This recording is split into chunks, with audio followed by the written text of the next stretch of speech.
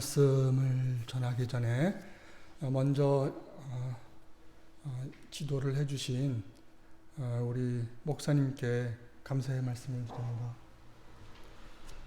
그리고 오늘 이렇게 우리 성도님들께서 기도 안에서 교통하시고 이 시간 이렇게 함께하여 주신 것을 감사드립니다.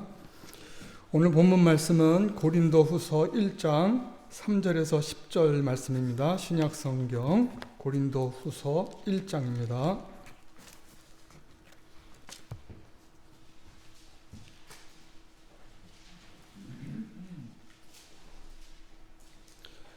다 찾으신 줄 알고 제가 봉독해드리면서 함께 하나님의 말씀을 읽겠습니다. 찬송하리로다. 그는 우리 주 예수 그리스도의 하나님이시요 자비의 아버지시요 모든 위로의 하나님이시며 우리의 모든 환난 중에서 우리를 위로하사 우리로 하여금 하나님께 받는 위로로서 모든 환난 중에 있는 자들을 능히 위로하게 하시는 이시로다. 그리스도의 고난이 우리에게 넘친 것 같이 우리의 위로도 그리스도로 말미암아 넘치는도다. 우리가 환난 받는 것도 너희의 위로와 구원을 위함이요 혹 위로받는 것도 너희의 위로를 위함이니 이 위로가 너희 속에 역사하여 우리가 받는 것 같은 고난을 너희도 견디게 하느니라. 너희를 위한 우리의 소망이 견고함은 너희가 고난에 참여하는 자가 된 것 같이 위로에도 그러할 줄을 알미라. 형제들아, 우리가 아시아에서 당한 환난을 너희가 알지 못하기를 원치 아니하노니 힘에 지나도록 심한 고생을 받아 살 소망까지 끊어지고 우리 마음에 사형 선고를 받은 줄 알았으니 이는 우리로 자기를 의뢰하지 말고 오직 죽은 자를 다시 살리시는 하나님만 의뢰하게 하심이라. 그가 이같이 큰 사망에서 우리를 건지셨고 또 건지시리라. 또한 이후에라도 건지시기를 그를 의지하여 바라노라. 아멘. 오늘 이 본문 말씀을 중심으로 고난 중에 붙드시는 하나님의 위로를 찬송함. 고난 중에 붙드시는 하나님의 위로를 찬송함. 여기 위로라는 말씀이 나오죠. 본문의 이 위로가 이제 학자들은 격려에 가까운 그 어원적 의미를 갖고 있다 이렇게 풀이를 합니다. 뜻을 밝힙니다. 그런데 문맥상 격려도 되고 또 고린도 교회의 여러 그 상황을 볼 때 또 사도가 이 말씀을 하는 걸 볼 때는 우리 한글 개역 성경에 있듯이 위로로 함이 적절한 것 같습니다. 그래서 제목을 말씀드린 대로 고난 중에 붙드시는 하나님의 위로를 찬송함, 이 말씀을 중심으로 함께 저와 여러분이 하나님의 말씀에서 위로를 받기를 바라는 마음으로 이제 섰습니다. 우리 칼빈을 잘 아시죠? 우리 여기 학생들도 있는데요.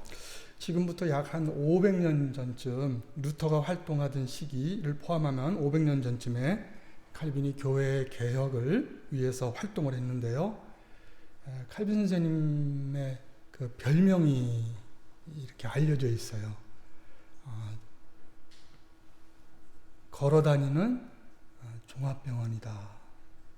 학생들 무슨 뜻인지 좀 이해가 될까요? 걸어다니는 종합병원이다. 칼빈이 그렇게 몸이 약하고 그 활동하는 시기에 어려움, 건강상의 어려움이 참 많았던 것 같아요. 그래서 걸어다니는 종합병원이라 이렇게 불렸다고 합니다. 그만큼 결코 쉽지 않은 가운데 복음 전하는 일을 했다는 뜻이죠. 오늘 본문이 복음 사역자가 많은 고난을 겪은 내용을 전하고 있고 또 관련되는 일화여서 잠시 말씀을 드렸습니다. 잠시 언급해드린 대로 오늘 본문에서도 바울이 하나님의 종인데 하나님의 종이면은 이제 하나님께서 능력 있게 세우셨으니까 고난을 안 받는 것이 좀 어울리지 않겠습니까? 그런데도 바울은 사도로서 고난을 많이 당했다고 오늘 말씀에 말씀하고 있습니다. 그런데 이렇게 사도가 받는 이 고난이 교회를 위한 것이다 이렇게 말씀합니다. 그러니까 사도는 지금 교회 안에 있는 것입니다. 사도가 교회 위에 있거나 교회 밖에 있는 것이 아니라 사도가 교회 안에 있기 때문에 사도가 받은 그 고난이 교회가 받은 고난이다 이렇게 말씀하고 있습니다. 그리고 사도는 이 고난을 받은 이 일 후에 하나님께로부터 큰 위로를 받았습니다. 그래서 사도는 또 전합니다. 이 위로는, 사도가 받은 이 위로는 교회가 받은 위로다 하고 전합니다. 그래서 오늘 이 말씀의 본문에 바울은 하나님의 위로를 전하고 있습니다. 하나님께서 바울을 통해서 위로자로 삼으신 것입니다. 바울을 통해서 받은 그 고난을 쓰셔서 하나님께서 위로하시고 그 위로를 고린도 교회에 전하고 있습니다. 그런데 이제 고린도 교회의 형편을 좀 생각하면은 고린도 교회는 그 학자들의 연구에 의하면 피난민들에 의해서 이제 이루어진 교회다. 로마 황제가 로마에 있는 그리스도인들을 박해했습니다. 그 로마에 있는 그리스도인들 가운데는 유대인으로서 그리스도인이 된 사람들도 있고 신자도 있고 이방인에서 온 그리스도인들도 있는데 아마 그 갈등도 있고 여러 가지 일로 아마 그 사회에서 볼 때 조금 질서를 좀 어렵게 한다 이렇게 한번 판단한 것 같아요. 그래서 로마 황제가 그 로마에 있는 신자들, 그리스도인들을 다 추방을 했습니다. 이 일로 로마에서 안정되게 생활하던 사람들 재산을 다 잃고 이제 피난을 하는데 그 일부의 많은 그 신자들이 고린도에 와서 이제 겨우 안정을 얻어가려고 하는 그런 생활을 하는 가운데 우리가 주일의 말씀을 지금 잘 배우고 있죠. 목사님께서 사도행전을 자세하게 참 정말 은혜롭게 우리에게 가르쳐 주시는데 거기에 어느 가정이 나오죠? 브리스길라와 아굴라의 가정이 나오죠. 그 브리스길라와 아굴라가 로마에서 역시 피난을 와서 이 고린도에 거하면서 마침 그때 바울이 이 부부를 만났는데 하나님의 크신 섭리 가운데에서 바울이 무슨 일을 하죠? 바울이 사도의 일을 하면서 또 한편에서는 천막 짓는 일, 텐트 메이커라고 하죠. 천막 짓는 일을 했어요. 그리고 브리스길라와 아굴라도 그 일을 했어요. 그러니까 오늘날 좀 쉽게 말하면 업종이 같은 거예요. 같은 일을 한 거예요.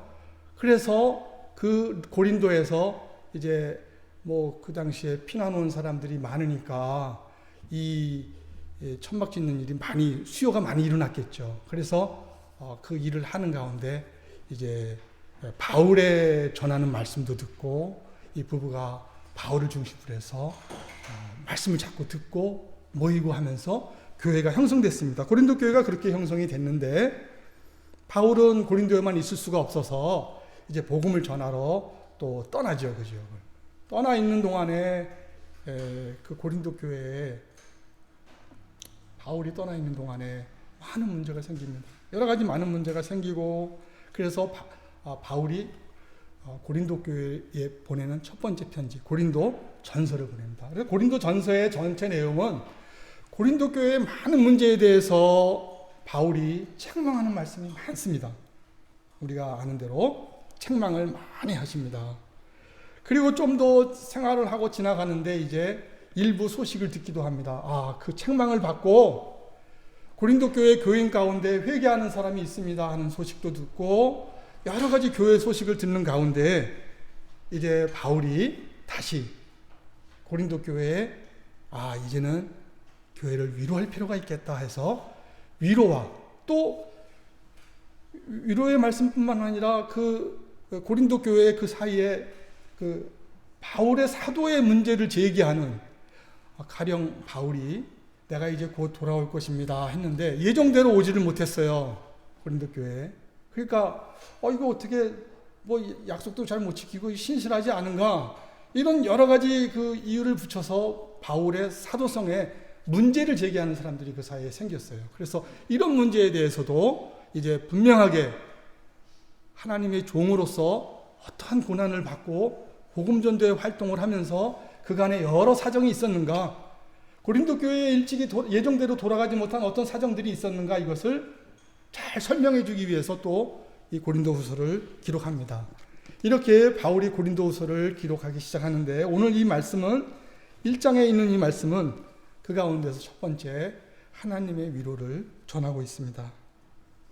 고린도후서 1장 3절에서 10절 말씀에 하나님의 위로를 전하는데, 크게 두 가지의 말씀을 갖고 위로를 전합니다. 첫째는 사도가 교회를 위해서 고난을 받고 있다 하는 점을 앞서 말씀드린 대로 전합니다. 사도가 받는 고난은 교회를 위한 것이다. 그리고 우리 오늘 주일 대예배 때에 바울이 얼만큼 고난을 많이 받았는지 우리 목사님 말씀으로 우리가 잘 들었는데요.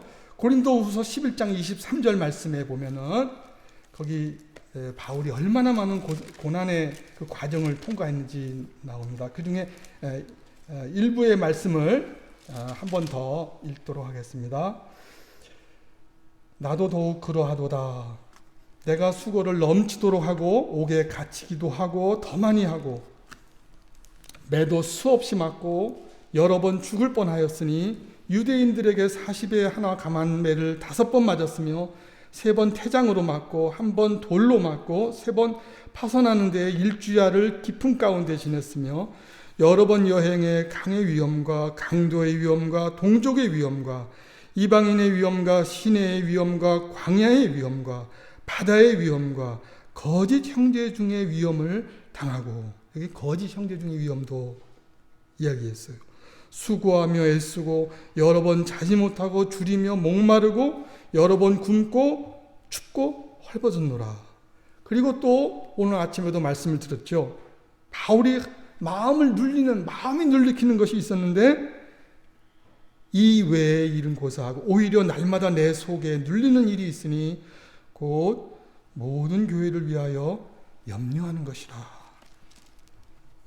바울이 이렇게 큰 고난을 당한 것이 무슨 바울 스스로가 뭘 했다, 하나님이 주신 고난을 내가 다 당했다, 다 잘 당했다, 이런 뜻이 아니고 이 모든 고난의 일이 교회를 위한 것이다. 교회 안에 속해 있는 바울이 당했으니 교회가 당한 것이다. 그리스도의 고난을 교회가 당한 것이다 하고 말씀합니다. 그러면서 이제 1장에서 위로를 전합니다. 3절 말씀에 보면은 바울은 이 위로를 전하면서 오늘 본문 3절 말씀에 보면은 찬송하리로다. 그는 우리 주 그리스도의 하나님이시요 자비의 아버지시요 모든 위로의 하나님이시며 바울이 자신의 고난을 이야기할 때 하나님께서 나에게 고난을 주셨는데, 그리고 그 고난을 이기게 해주셨는데 어떤 하나님이신가, 나에게 고난을 주시고 그 고난을 이기게 해주신 하나님께서 어떤 하나님이신가를 말씀합니다. 우리 주 예수 그리스도의 하나님이시요 자비의 아버지시다. 하나님께서는 우리의 아버지가 되신다. 근데 자비로우신 아버지. 부모로서 자녀가 잘 못할 때 염려하면서 기다리고 또 바로 되기를 바라고 가르치고 하는 그 심정, 그 긍휼이 많은 아버지 하나님께서 이제 그리스도 예수 그리스도의 하나님이시다. 여기 이 말씀 우리가 주목할 필요가 있어요. 바울이 왜 자비의 아버지시다 이렇게 하면 되는 말씀을 예수 그리스도의 하나님이다 이렇게 말씀합니다. 이 말씀은 우리에게 하나님을 찬송하리로다 하면서 하나님은 예수 그리스도의 하나님이시다. 우리가 항상 어려운 일을 당할 때, 우리가 항상 고난을 당할 때 항상 먼저 생각할 것이 무엇인가? 우리의 하나님은 우리를 구원하신 주님이시다. 아드님 그리스도를 보내신 주님이시다. 아드님 그리스도를 우리에게 보내셔서 우리를 구원하지 않으셨는가? 하나님의 그 구원을 생각하면은 현재 우리가 당하는 고난을 하나님께서 이 고난을 함께 해주신다는 생각을 가질 수가 있습니다. 우리의 영혼을 구원하시고 우리의 영원한 구원을 주신 하나님이시기 때문에 현재 당하는 이 일을 하나님께서 보신다, 아신다, 함께 하신다 하는 뜻을 여기에 함께 담고 있습니다. 또한 여기 모든 위로의 하나님이라 하셨습니다. 모든 위로. 이 말씀을 생각할 때는 우리가 야고보서의 그 야고보가 전하는 말씀을 우리가 기억할 수 있는데요. 야고보는 그 1장에서 신자들에게 여전히 위로의 말씀을 전하는데 야고보가 이렇게 전합니다. 1장에 보면은 야고보는 내 형제들아 너희가 여러 가지 시험을 만나거든 온전히 기쁘게 여기라 합니다. 여러 가지 시험을 말합니다. 그러니까 신자들이 당하는 그 상황이 여러 가지예요. 어떤 일은 신자 하나님의 자녀로서 죄를 지어서 그만 하나님의 벌을 받는 경우도 있어요. 참 아픈 일이죠. 그런데 어떤 일은 꼭 그렇지만은 않아요. 당장 무슨 잘못을 한 것이 아닌데도 어려움이 갑자기 올 수가 있어요. 그래서 이 야고보는 신자가 당하는 그 상황을 여러 가지 시험이다, 이렇게 표현했어요. 그러니까 바울이 모든 위로라고 하는 것은 우리 신자들이 교회가 당하는 고난의 형태가 모두 다 여러 가지 고난을 당하는 그 모든 고난을 다 각각 하나님께서 위로해 주신다 하는 말씀입니다. 사도가 당하는 고난도 위로해 주셨고 교회가 당하는 신자들이 당하는 고난도 그런 의미에서도 모든 위로가 되고, 또 신자가 죄에 떨어져서 하나님께 벌을 받고 하나님 앞에 매를 맞아서 당하는 그런 어려움도 있는가 하면은 이제 특별히 하나님 앞에 죄를 지은 거 아니라 생각하는데도 고난을 당할 수가 있죠. 이사야서 우리가 잘 아는 53장에 우리 예수님에 대한 예언이 나옵니다. 예수님께서는 우리를 대신해서 고난의 길을 가셨어요. 그래서 예수님께서 십자가를 지시는 그 상황에 보면은 너무너무 어떻게 비참한 거죠. 너무너무 참 보기 아주 민망스러울 정도로 비참한 그런 상황을 예수님께서 맞이하셨습니다. 믿지 않는 유대인들은 이 모습을 보고 어떻게 평합니까? 이사야서 53장 4절 말씀에 보면은 우리는 유대인들입니다. 믿지 않는 유대인들이 당시의 생각이 예수님의 십자가를 볼 때 그 생각이 어떠했는가? 우리는 생각하기를 그는 징벌을 받아서 하나님에게 맞으며 고난을 당한다 하였노라. 예수님이, 죄 없으신 예수님이 우리를 위해서 대신 고난을 당하시는데 믿지 않는 유대인들은, 회개하지 않은 유대인들은 뭐라고 이해를 합니까? 그는 징벌을 받아서 하나님에게 매를 맞는다, 이렇게 얘기합니다. 그리스도인이 어떤 어려움을 당할 때 우리는 서로 위로를 전해야 합니다. 왜 그렇습니까? 우리는 하나님의 경륜을 다 알지 못하기 때문에 그런 것입니다. 이 일에 대해서 사도는 어떻게 말씀하는가? 히브리서 5장 9절 말씀에 그가 아들이시라도 받으신 고난으로 순종함을 배워서 순종을 이루셨다 합니다. 하나님의 아들이신데 고난을 받으셨는데 순종함을 배워서 아버지께서 주시는 그 순종을 이루었다 합니다. 배웠다 하니까 조금 생소하죠. 예수님께서 배우실 것이 있겠는가? 예수님 다 아실 텐데, 하나님의 아들이시니까 다 아실 텐데 어떻게 성경에 예수님을 가리켜서 예수님께서 무엇을 배우셨다 합니다. 이 말씀은 고난을 받지 않으셔도 되는 예수님이 고난을 처음 당하시는 거예요. 그러니까 아시게 되는 거죠. 예수님께 죄가 없으신데, 여기 이 말씀에는 중요한 말씀이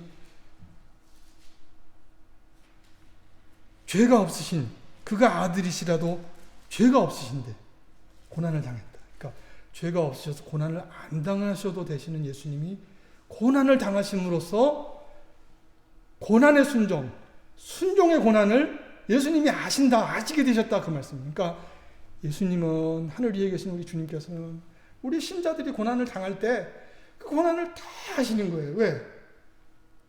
왜 그럴까요?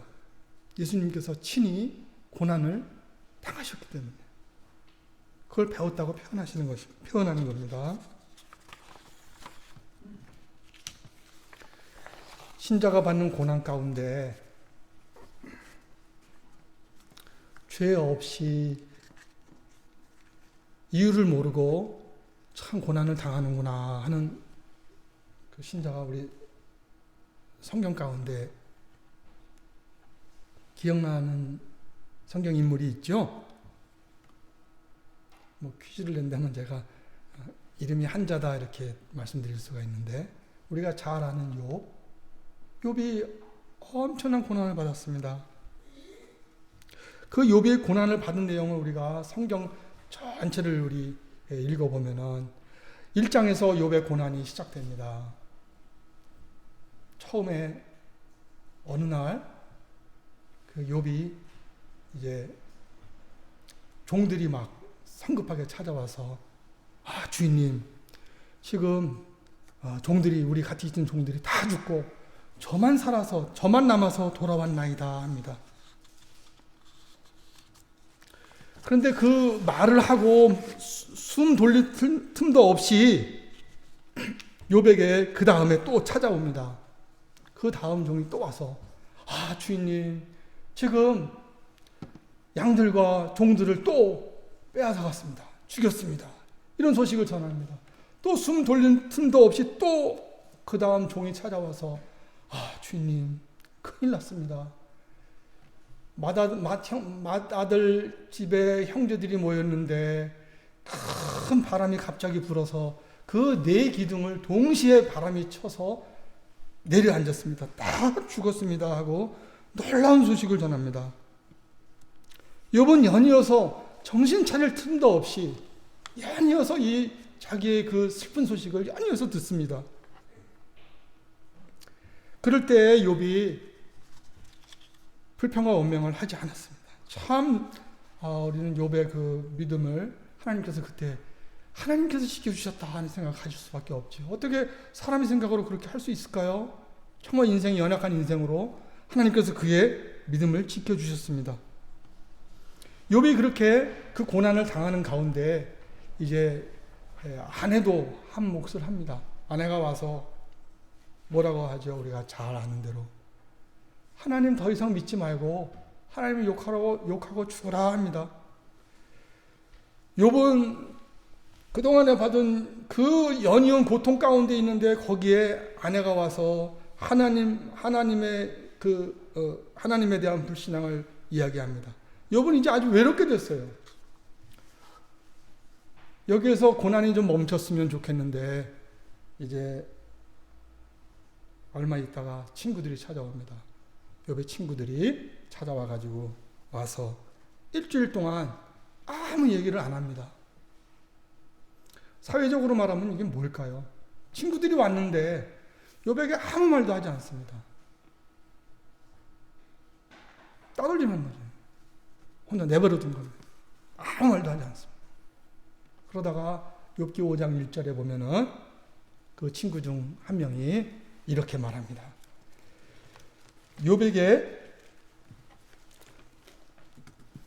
부르짖어 보아라. 욥에게 말합니다. 부르짖어 보아라. 내게 응답할 자가 있겠느냐?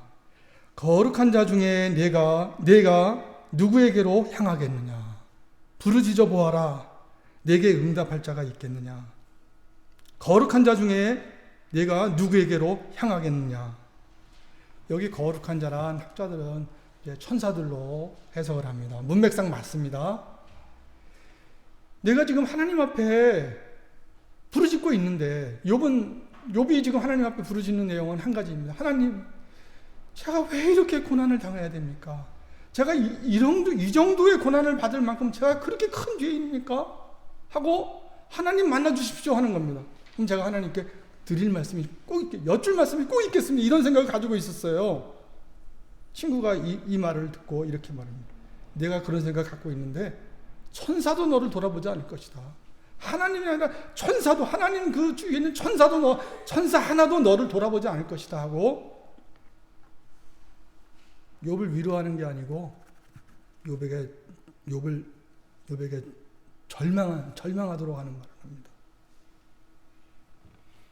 칼빈은 이 욥기 5장 1절에 하는 말을 사단의 음성이다 하고 해석을 합니다. 그렇습니다. 이 시기에 과연 정말 진정한 욥이 위로를 받지 못했습니다. 그런데 욥은 이제 이렇게 고난 가운데 있다가 욥이 하나님 앞에 그 하나님을 찾는 일, 하나님의 그 응답을 받는 일을 놓치지를 않았어요. 끝까지 하나님을 의지하고 나갑니다. 그래서 욥기 23장에 보면은 이제 우리 욥기 23장 한 구절을 같이 찾겠습니다. 욥기 23장 10절 말씀입니다.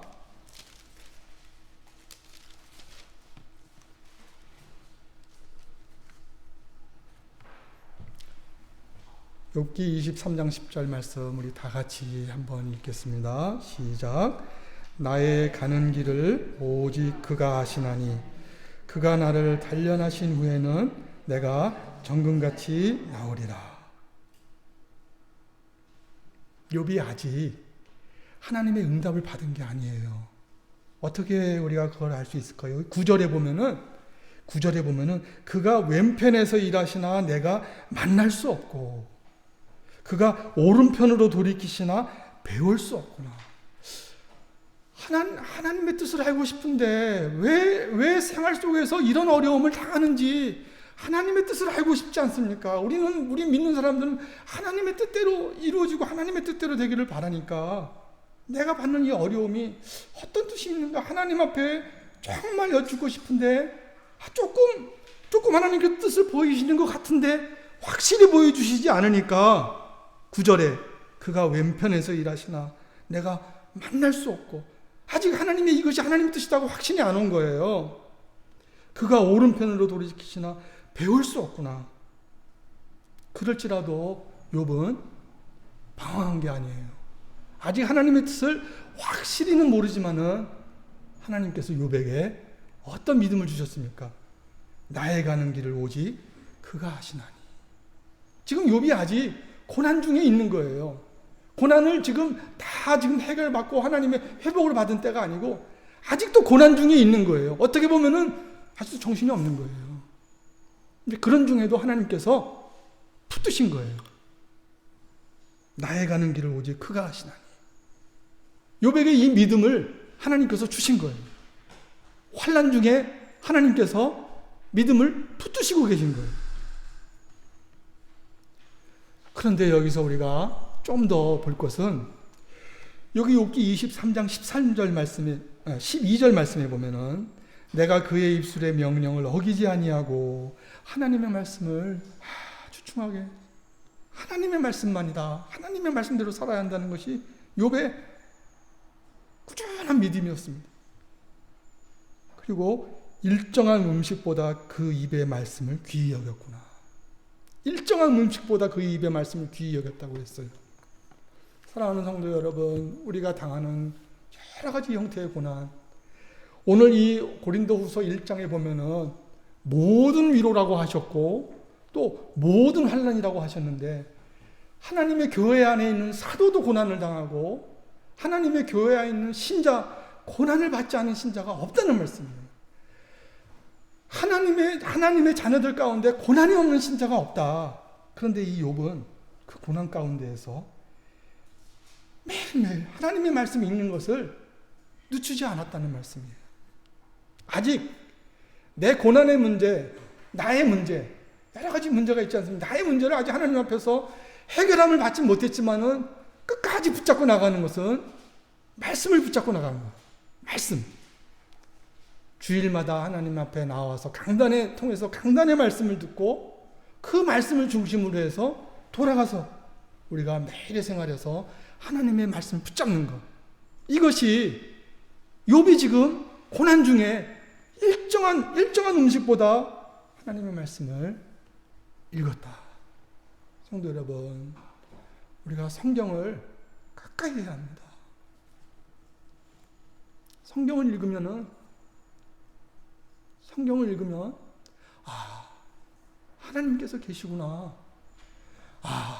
하나님께서 우리와 함께, 나와 함께 계시구나. 비록 내가 고난 가운데 있지만 나와 함께 계시구나. 그걸 느끼지 않습니까? 욥이 그거 갖고 버티는 거 아닙니까? 하나님께서는 이 욥에게 마지막에 응답을 주셨습니다. 욥기 42장에 보면은 1절 말씀에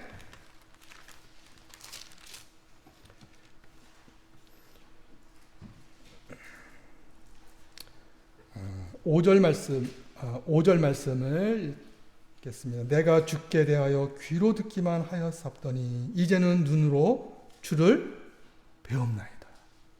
아까 우리 23장에서는 하나님 보이시는 것 같은데 안 보이시네. 왼쪽에 계신 것 같은데 안 보이시네. 이런 상태였죠. 확신이 없는 상태. 그래도 말씀을 꾸준히 붙잡고 나아가던 욥에게 하나님께서 마침내 욥을 위로하시고 그에게 응답을 주셨습니다.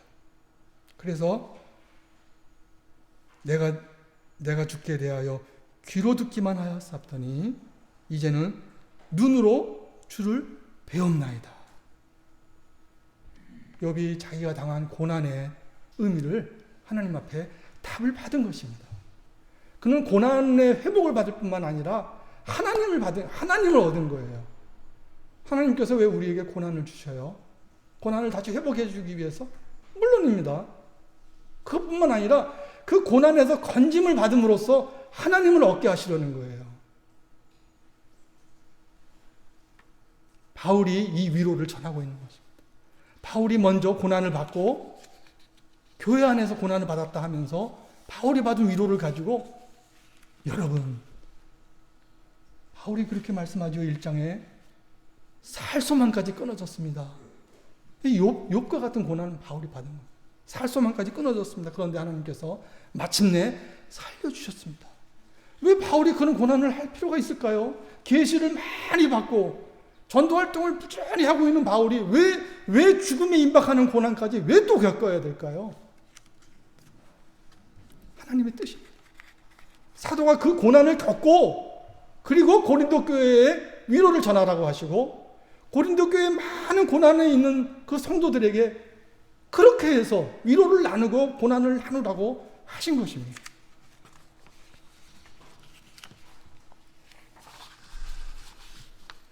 하나님께서는 우리 성도들에게 고난을 주실 뿐만 아니라 고난 중에 견디게 하십니다. 오늘 본문 1장 6절 말씀을 같이 보겠습니다.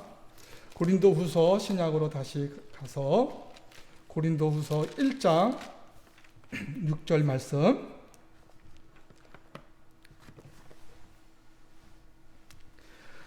일단 6절 말씀 같이 한 번 더 읽겠습니다. 우리가 환난 받는 것도 너희의 위로와 구원을 위함이요 혹 위로받는 것도 너희의 위로를 위함이니 이 위로가 너희 속에 역사하여 우리가 받는 것 같은 고난을 너희도 견디게 하느니라. 견디게 하느니라. 아직 고난이 끝나지 않은 걸 말씀하죠. 견디게 한다는. 그런데 어떻게 견디게 하냐면은 위로로. 그러니까 사도는 교회의 위로를 전하고 교회는 또 사도를 위로하고 이 위로가 또 서로 성도가 다 우리는 고난이 다 있기 때문에 서로 위로를 해서 교회 안에 위로가 가득하게 되기를 바라는 것입니다.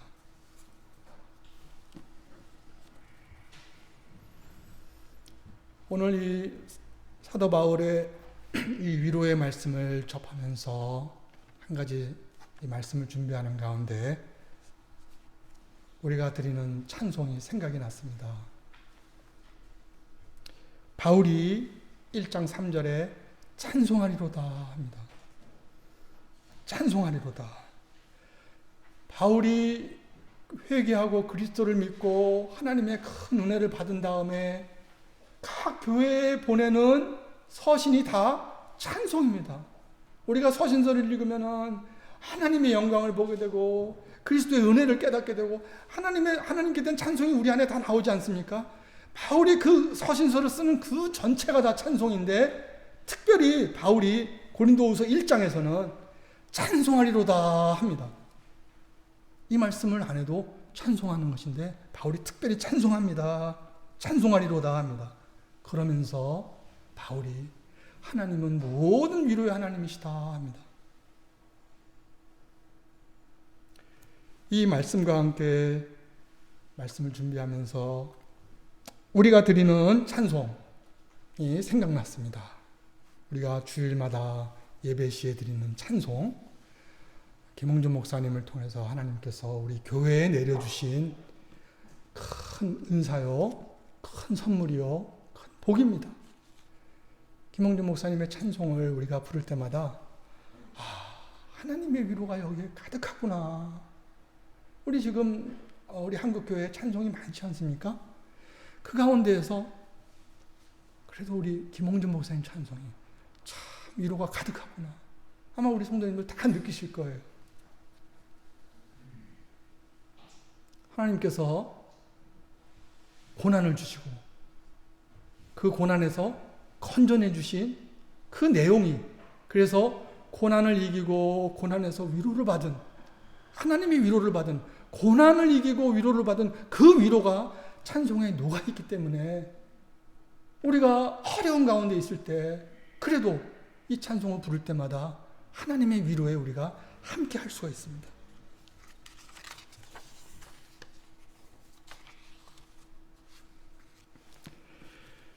욥의 이 고난에 대해서 야고보가 야고보서 5장에서 말씀합니다. 욥의 인내를 보라 하면서 하나님은 가장 자비로우시다 합니다. 하나님께서 이 욥기 전체를 통해서 욥의 고난을 회복하게 해주셨을 뿐만 아니라 욥의 친구들도 사실 어떻게 보면 욥의 가는 길에 장애를 놓기도 했는데, 위로가 아니라 어려움을 주었는데, 욥의 친구들 하나님께서 다 부르라고 했습니다. 또 하나님께서 친구들에게도 욥에게 가서 보라고 했습니다. 그리고 욥에게 그를 위하여 번제를 드리라 했습니다. 마침내 하나님께서는 욥의 공경을 그럴 때 욥의 친구들을 위해서 기도할 때, 욥의 친구들을 위해서 위로할 때, 위로받을 만하지 못하죠. 욥의 친구들이 위로받을 만하겠습니까? 그럼에도 불구하고 그렇게 될 때 하나님께서 그 화목한 것을 보시고 욥의 공경을 돌이켜 주셨다고 했습니다. 이에 대해서 야고보가 욥에 대해서 말하면서 욥의 인내를 보라. 하나님께서는 가장 자비로우시다. 욥뿐만 아니라 욥의 친구들까지 다 결국은 돌아오게 하시는 하나님의 그 구원을 보라 하십니다.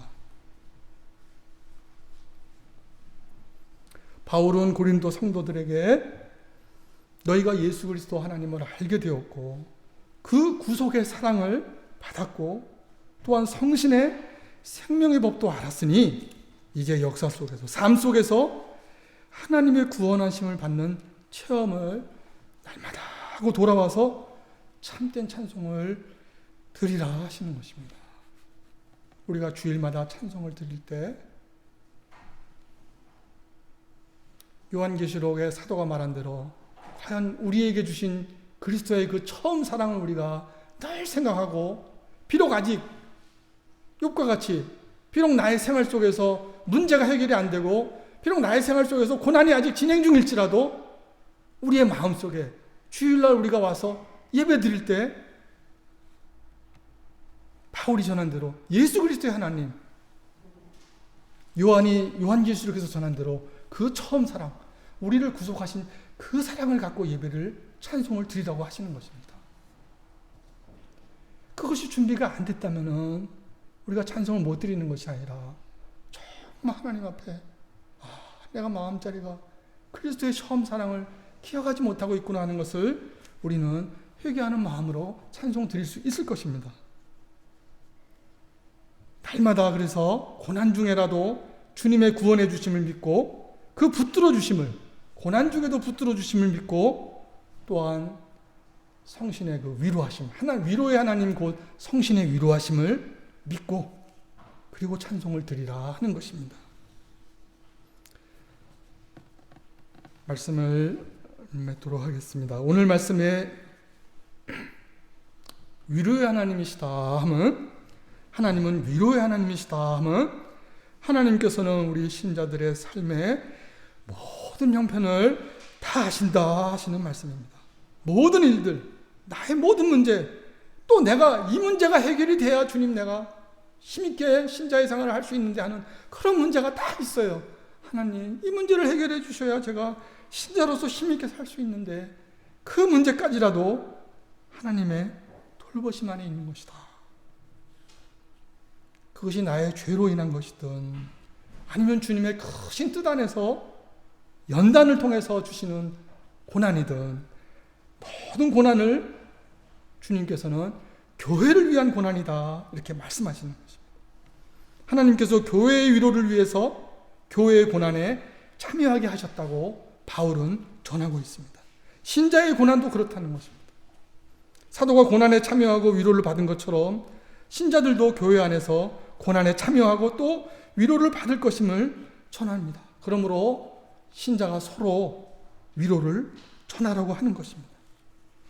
그래서 교회 안에 위로가 가득하지기를 바라는 것입니다. 하나님께서는 지금도 욥을 위로자로 쓰고 계십니다. 하나님께서는 사도를 쓰셔서 교회를 위로하십니다. 또한 하나님께서는 모든 위로의 하나님으로서 그리스도께서 참된 위로자가 되심을 말씀하십니다. 그리스도께서 참된 위로자가 되신다. 그러므로 사도는 주님의 남은 고난의 위로자로서 본이 됩니다. 그리고 저와 여러분들에게 주님의 받는 그 위로로서 위로자가 되기를 바라시는 것입니다.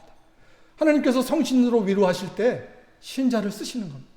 신자의 위로를 통해서 또한 성신의 위로가 전해지도록 하시는 것입니다. 교회 안에 이 위로가 가득할 때 우리의 찬송을 주님께서 더욱 기뻐히 받으실 것입니다. 같이 기도드리겠습니다.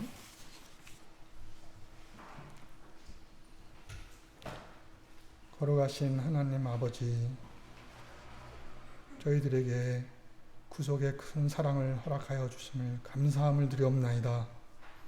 주님께서 베푸신 이 사랑을 저희들이 다시금 기억하고 저희들이 그 어떠한 어려움에 있더라도 주님께서 저희들의 믿음을 붙들어 주시는 사실을 잘 기억하고 주님의 위로를 받고 또 저희들이 주님의 위로를 전하는 주님의 위로자가 되게 하여 주시옵소서.